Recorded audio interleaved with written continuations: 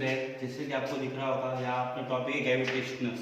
इससे पहले मैं कुछ बताना चाहता हूँ आपको। मैं ये बताना चाहता हूँ कि इस कोरोना वैश्विक महामारी में हमारी राष्ट्रीय सरकार और गवर्नमेंट सरकार ने बहुत अच्छा काम किया और हमको बचाए रखा है। लेकिन इसके अलावा हमको भी कुछ करना है। हमको क्या करना है, अगर आपको कोई अर्जेंट काम नहीं हो तो घर से बाहर नहीं निकलना है, और अगर आपको कोई जरूरी काम हो और घर से बाहर निकलते हो तो हमेशा मास्क और सैनिटाइजर का उपयोग करें, ताकि आप इस कोरोना बीमारी से खुद को बचा सको।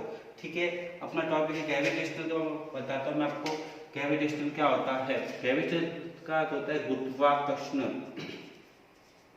तो कहते हैं गुरुत्वाकर्षण बल। सिंपल अगर वर्ड्स में कहा जाए कि इस अर्थ पे जितने भी पार्टिकल है तो दूसरे से क्या होते हैं, अट्रैक्ट होते हैं। Every particle to attract by other particle, उसके अंदर एक फोर्स लगता है। जैसे ये एक पार्टिकल है m1, ये किससे अट्रैक्ट होगा, ये m2 से अट्रैक्ट होगा।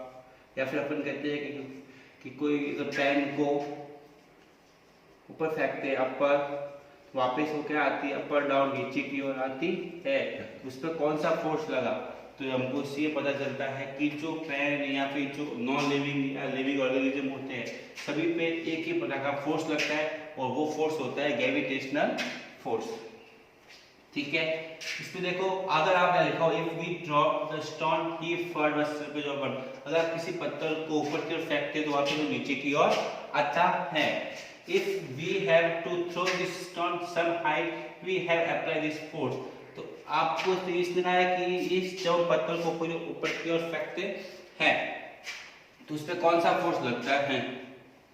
ठीक है, तो इसमें हमको देखना पड़ेगा। वी इस चैप्टर में पढ़ेंगे कि हम इस living and non living things पे जो फोर्स लगता है उसके डिस्कस करेंगे अपन।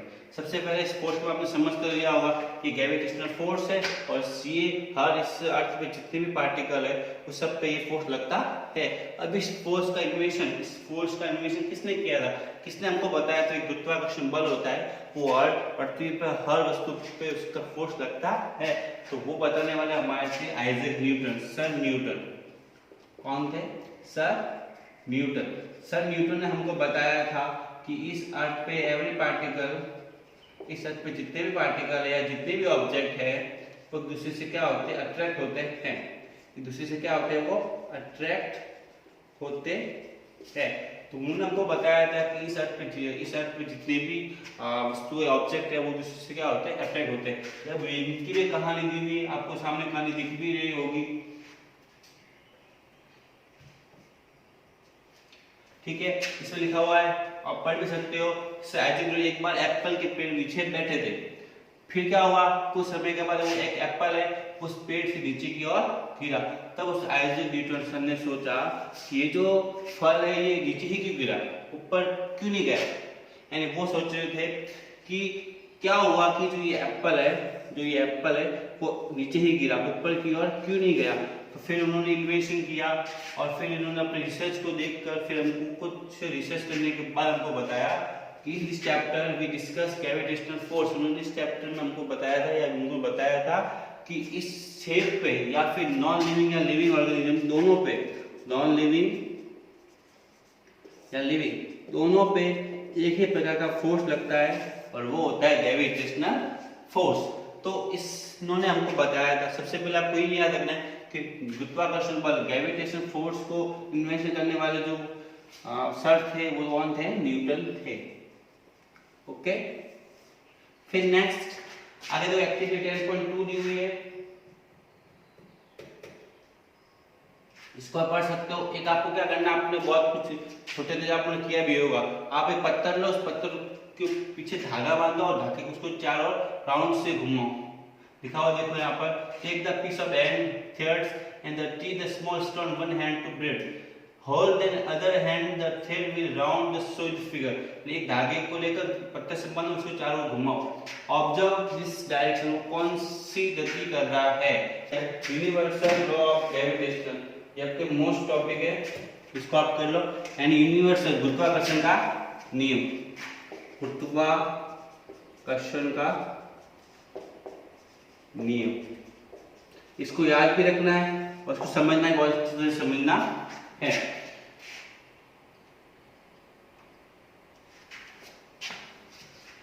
एवरी पार्टिकल, उसका पहला नियम है एवरी पार्टिकल और object, every particle object in the universe attract every particle और ऑब्जेक्ट विद द फोर्स।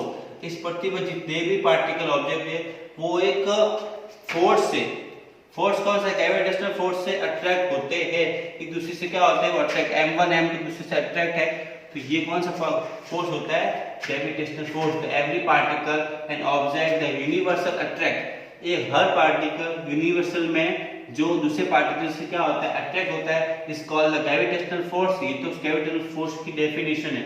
आपको पूछेंगे write the definition of gravitational force, तो आपको लिख देंगे every particle and object universe attract every particle other particle और object with the force is called the gravitational force according to law.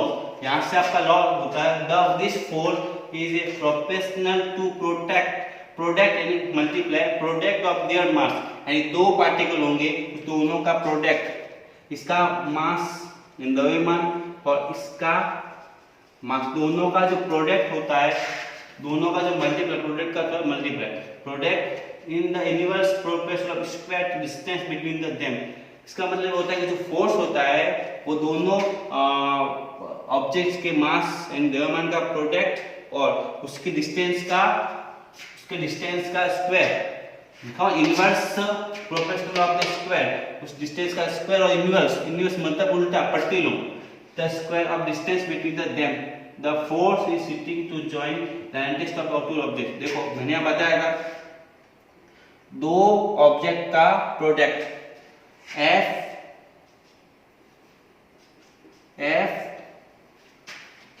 अनुपाती या constant, F constant M और N दोनों का value है, the mass of two object दोनों का multiply क्या होगा F के इक्वल होगा। इसके अलावा मैं ये भी बताया था N universal proportional of square distance between them, और इसका जो डिस्टेंस का इनवर्स मतलब 1/d square, 1/d square. Equation 1 और इक्वेशन 2। अगर दोनों इक्वेशन को देखो आप, दोनों इक्वेशन में ये राइट साइड दोनों कॉमन है, तो आप इसको ऐसे भी लिख सकते हो in equation 1 and 2 constant mn/d square. Equation और इक्वेशन 1 2 का दोनों राइट, अगर राइट साइड किसी भी इक्वेशन, याद रखना किसी भी इक्वेशन का एक पार्ट सेम होता है तो अपने आप दूसरा पार्ट सेम हो जाता है। f कांस्टेंट mn/d स्क्वायर, इस कांस्टेंट को हटाने के लिए हम यहां लिखेंगे g, तो f g mn/d स्क्वायर, ये आपके यहाँ आ गया। तो देखो यहाँ पर mn था कि मैंने ये लिखा, ये वाला इधर लिखा, इस कांस्टेंट को हटाने के मैंने g लिख दिया, और दोनों को अगर मैं कंपेयर करता हूँ तो ये क्या हो, दोनों के कॉमन हो जाता है। Where the g कांस्टेंट का g की वैल्यू कितनी होती है, तो g की वैल्यू दी हुई आपको 6.67 10⁻⁻11। इस value does not depend of object medium, और ये किसी भी मीडियम में उसके ऊपर कोई इफेक्ट होता नहीं, चाहे वो कौन सा भी मीडियम हो, कौन सा भी माध्यम हो, उसके अंदर जो g की वैल्यू होती है वो क्या होती है, सेम होती है।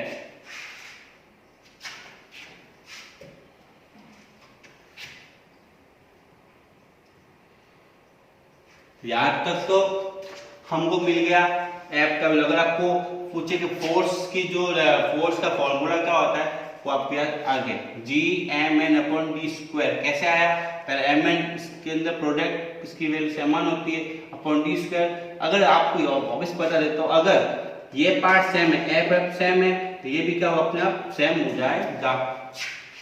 अब अगर आपको पूछा जाए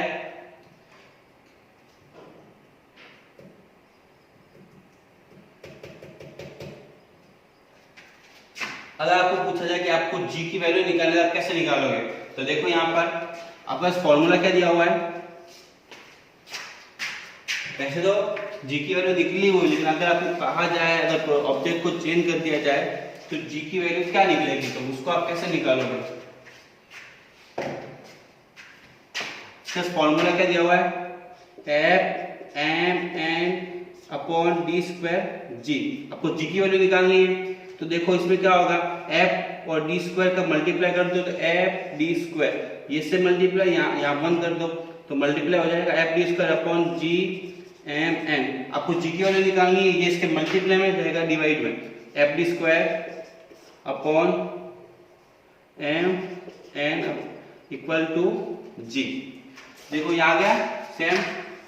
इस तरह आप जी की वैल्यू अगर निकालनी तो आपको एफ डी और एम एन वैल्यू आपके पास दी हुई होगी, इस तरह आप जी की वैल्यू निकाल सकते हो। आज के सिर्फ इतना है, इसके आगे अपन अगली क्लास में इसके ऊपर एग्जांपल सॉल्व करेंगे। Thank you.